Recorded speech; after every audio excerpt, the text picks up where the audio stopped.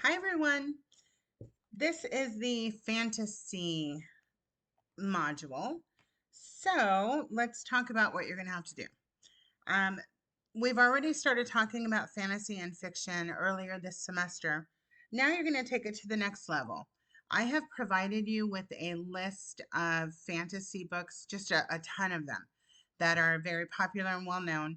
You can also choose your own. If there's nothing from that list, if you can find one that is for sure fantasy and you can verify it, you may use that. But for your first discussion question, you're going to choose three books from that list or your own.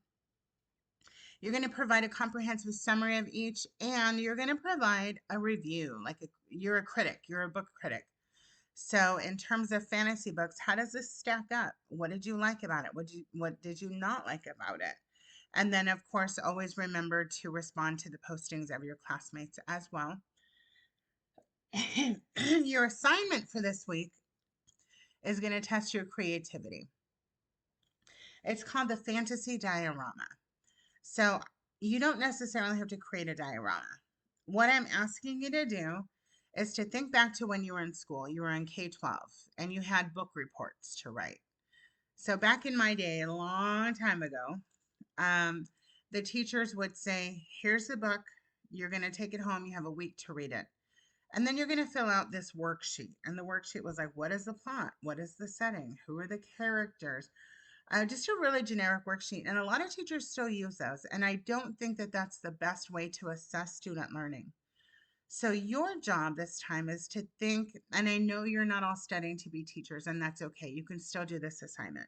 So think about if you could go back to when you were in school, what kind of an alternative book report or what kind of an alternative assessment would you have enjoyed and also had to demonstrate that you actually read the book? And I know because my own daughters used to do this. They'd say, hey, mom, I did the book report and I got 100 and I only read the first chapter and the back of the book. So your assignment is something that makes the students prove that they read the book cover to cover. So you're going to write up a K-12 assignment, um, and it could be a diorama or it could be really any alternative assignment. What I don't want is a worksheet. If you give me a worksheet, even if it's cute and it has clip art, I'm going to send it back to get it redone. So think about what's a different way to allow students to prove that they read a book cover to cover, understood it, and can demonstrate that learning in a more creative and innovative way. So whatever you decide, and let's just say you decide in the diorama, you're going to write the student instructions, and that's going to include the title of the book that you're going to have them read. What grade level is it? What do you want them to do or answer? If they're creating a diorama, what goes on the bottom?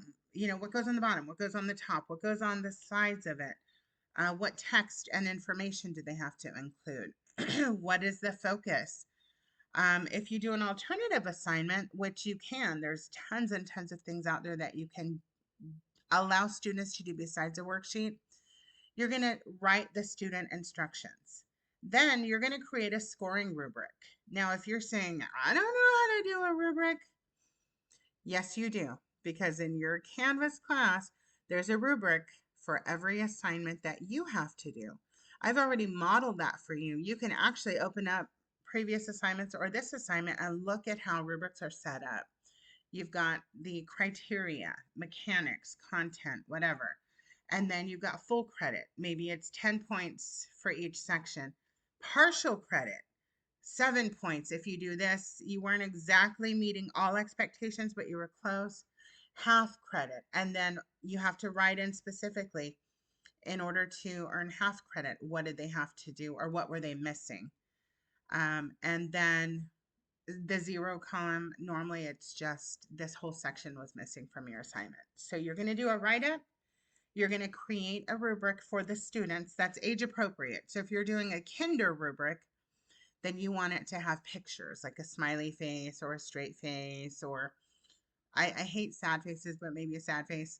Um, if it's for high school, then it can be just words. And then finally, you're going to create your own example using that same book show me what you would expect the final product to be. So if you said the students are creating a poster presentation, you have to create that same poster presentation. You have to follow the instructions that you wrote, and you have to do a final piece that would earn yourself 100% based on your rubric. And then you're going to take a picture of that and you're going to submit it too. So you're doing three things: the student instructions, the rubric, and the example. Okay. And don't just draw on a piece of paper, oh, here's a diorama, this is what I would do. No, I want the actual diorama. I want you to create that. So, as always, if you have any questions or concerns, let me know. Please be creative. Be as creative as you want to be with this assignment. And remember that, just think back to when you were a kid. How cool would it have been if my teacher had let me do this instead of that worksheet? All right, have a great week. Bye.